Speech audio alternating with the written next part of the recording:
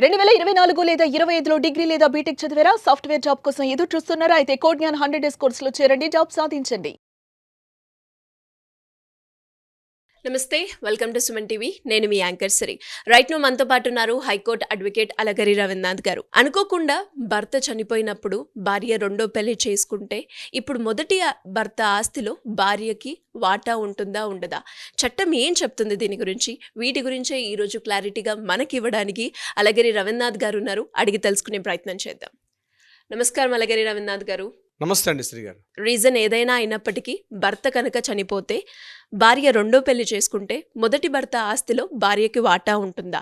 అసలు చట్టం ఏం చెప్తుంది? లీగల్ పరంగా ముందుకెళ్ళాలి అంటే ఎలాంటి చర్యలు తీసుకోవాలి అంటారు? ఇక్కడ గుర్తుపెట్టుకోవాల్సిందంటే హిందూ సక్షన్ యాక్ట్ ఏదైతే 1956 చట్టం ప్రకారం క్లియర్గా తెలుసుకోవాల్సిన విషయం ఏంటంటే, భర్త చనిపోయిన తర్వాత ఏదైనా కారణాలు కావచ్చు, కొన్ని నెలలు కావచ్చు, కొన్ని రోజులు కావచ్చు, కొన్ని సంవత్సరాల తర్వాత భర్త మరణించిన తర్వాత ఆటోమేటిక్గా ఆ భర్త యొక్క ఆస్తి ఏదైతే ఉందో ఆ ఆస్తి 4 షేర్లు అయ్యే అవకాశం ఉంటుంది.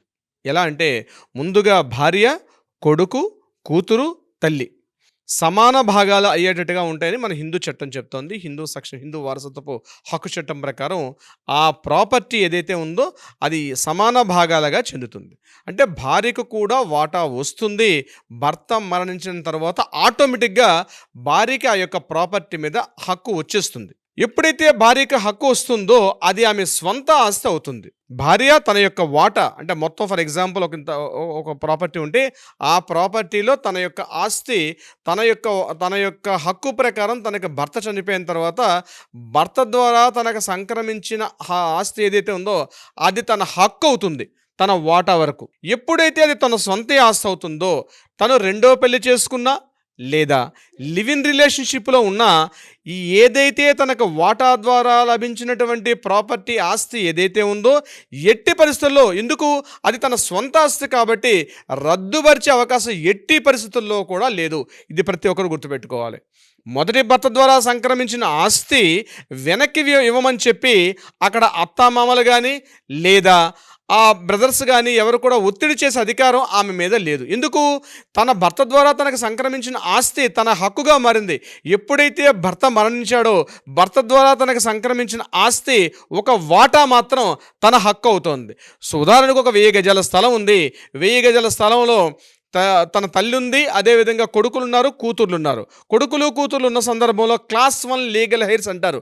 ఇప్పుడు నేను చెప్పే ప్రక్రియని క్లాస్ 1 లీగల్ హెయిర్స్ ప్రకారం ముందుగా భార్య ఒక వాటా వస్తుంది, నెక్స్ట్ కొడుకు ఒక వాటా వస్తుంది, కూతురు మరొక వాటా వస్తుంది, తల్లి ఒక వాటా వస్తుంది. ఆ వాటా ప్రకారం 1000 గజాల స్థలంలో తన భార్య ఏదైతే ఉందో ఆ భార్యకి ఆటోమేటిక్గా ఒక 250 గజాల స్థలం, నేను ఎగ్జాంపుల్ చెప్తాను, అది ఆటోమేటిక్గా భార్యకి 250 గజాల స్థలం వాటా హక్కు వస్తుంది. అది ఆ వాటా ద్వారా వచ్చింది, అది తన స్వంత ఆస్తిగా పరిగణించబడుతుంది. తనకు వాటా ద్వారా వచ్చిన ప్రాపర్టీ ఏదైతే ఉంటుందో, అంటే తన స్వంతంగా వచ్చిన ఆస్తి, తను భర్త మరణించాడు కాబట్టి మళ్ళా తను రెండో పెళ్లి చేసుకుంది, లివ్ ఇన్ రిలేషన్షిప్లో ఉన్నప్పటికి కూడా ఎటువంటిదైనప్పటికీ కూడా తప్పనిసరిగా తనకు హక్కు ద్వారా సంక్రమించిన ఆస్తి తనదే తప్ప ఇవ్వమని చెప్పి ఆమె మీద ఎవరు కూడా ప్రెజర్ చేసే అవకాశం ఎట్టి పరిస్థితి లేదు. అది ఆమెకు సంబంధించిన ఆస్తే అవుతుంది. ఇది నెంబర్ 1 పాయింట్.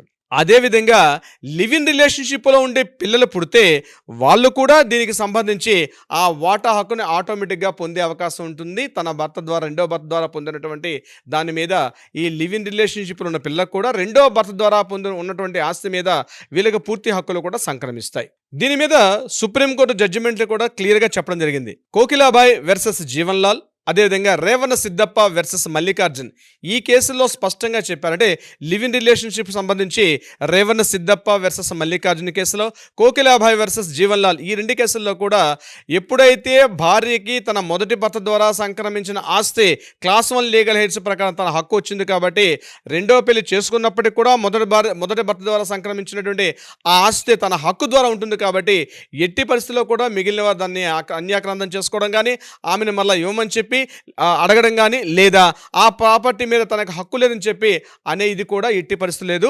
అది మొదటి భర్త ద్వారా సంక్రమించిన ఆస్తి ఎప్పుడైతే చనిపోతాడో, అయితే కానీ గుర్తుపెట్టుకోండి, మొదటి భర్త బతికున్నప్పుడు మాత్రం ఆ ప్రాపర్టీ మీద క్లెయిమ్ చేసే హక్కు మాత్రం భార్యకు ఉండదు. మొదటి భర్త బతికే ఉన్నారు, మొదటి భర్తకు ఒక ఆస్తి ఉంది, మొదటి భర్త యొక్క స్వాధీనంలో ఆ యొక్క ఆస్తి కానీ, లేకపోతే ఆ యొక్క ఇండ్లు కానీ, ఆస్తి కానీ, పొలం కానీ, లేకపోతే వ్యవసాయ భూమి కానీ ఏది ఉన్నప్పటికీ కూడా అది భర్త యొక్క పేరు మీద ఉండి, భర్త బతికున్న సమయంలో భార్య వీడియో కాల్ నేను వెళ్ళిపోతున్నాను కాబట్టి నాకు ఆ ప్రాపర్టీ ఇవ్వమని చెప్పి అడిగే హక్కు భార్యకు ఉండదు. అదేవిధంగా పిల్లలకు కూడా ఉండదు, తల్లికి కూడా ఉండదు. కానీ పూర్వీకుల ఆస్తి, యాన్సిస్ట్రల్ ప్రాపర్టీ అయితే మాత్రం అది కూడా 4 తరాలు చెందితే మాత్రం వాళ్ళకి పిల్లల యొక్క అనుమతి లేకుండా వాటిని తను వేరే వాళ్ళకి అమ్మే అధికారం మాత్రం ఉండదు.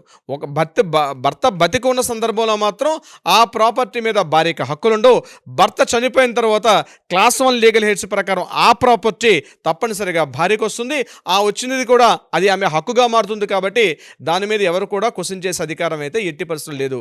సిరిగారు, ప్రాపర్టీకి సంబంధించింది కావచ్చు, లేదు అంటే ఫ్యామిలీ రిలేటెడ్గా ఇష్యూస్ ఎవరైనా ఫేస్ చేస్తున్నప్పుడు లీగల్ పరంగా మేము ముందుకెళ్ళాలి అనుకునే వాళ్ళు ఎవరైనా కూడా మిమ్మల్ని అప్రోచ్ అవ్వాలి అంటే ఏ విధంగా ఉంటుందంటారు? తప్పనిసరిగా సిరిగారు, దీనికి సంబంధించి ఈ ప్రాపర్టీస్ డివిజన్ కానీ, పార్టిషన్స్ విషయంలో కానీ ఏవైనా సలహాలు, సంప్రదింపులు కావాలనుకుంటే తప్పనిసరిగా కింద స్క్రోల్ అవుతున్న నెంబర్ని కాంటాక్ట్ చేయండి. కాల్ లిఫ్ట్ చేయకపోతే వాట్సాప్ చేయండి. తప్పనిసరిగా మన లీగల్ టీం మీకు అప్రోచ్ అవుతారు, వివరాలు అందించే ప్రయత్నం చేస్తారు. అది కాకుండా కోర్టుల్లో ఏదైనా వివాదాలు ఉంటే వాటికి పరిష్కారం అయ్యే దిశగా కూడా ప్రయత్నం చేస్తారు. తప్పనిసరిగా కింద స్క్రోల్ అవుతున్న నెంబర్ని మాత్రం కాంటాక్ట్ చేయడం మాత్రం మర్చిపోవద్దు. డెఫినెట్గా sir, thank you so much. Thank you so much Siri garu. Suman టీవీలో మీ పర్సనల్ అండ్ బిజినెస్ ప్రమోషన్స్ కోసం కింది నెంబర్కి కాంటాక్ట్ చేయండి.